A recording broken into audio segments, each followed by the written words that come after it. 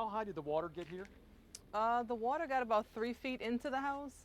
Years of rebuilding after the Katrina floods, you'd never know Jengam Wendo's house had been full of water. But just look across the street.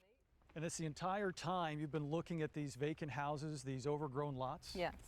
And neighbors aren't the only thing missing. 5 years later, Katrina still hits home in the lower 9th Ward at every meal. There's corner stores, there's places that sell alcohol. There isn't any food. The people are coming back, but the supermarkets aren't? Exactly. And what does that mean for the people that live here? That means that we have horrible food access.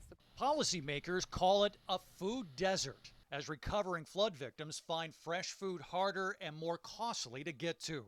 One national report already ranks New Orleans among the worst in the country, with 22% of families lacking the money to buy the food they need. Diego Rose of Tulane University says it gets worse when you consider that many in poorer neighborhoods don't have cars.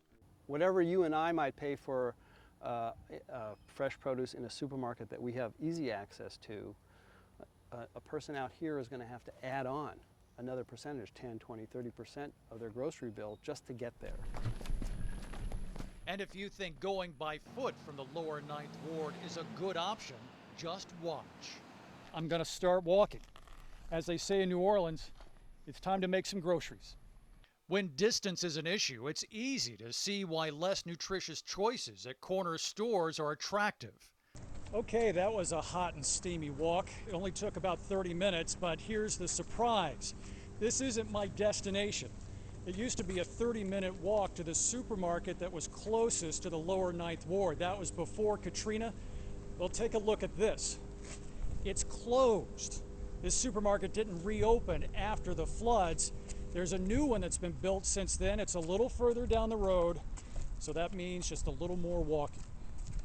In all, a little over 40 minutes and a pound of perspiration to cover 2 miles. Now this is the new supermarket. It was built after Katrina. And if this had been a shopping trip for me, I'd now go in, buy only the groceries I could carry, and then carry them all the way back home. The point here is making groceries in the lower 9th Ward has never been tougher. Officials are offering tax incentives to lure green grocers back into the neighborhoods, while Jengam Wendo and others are trying to fill the void by expanding community gardens. It's an almost unbelievable irony, food that's hard to get in a city known for its food.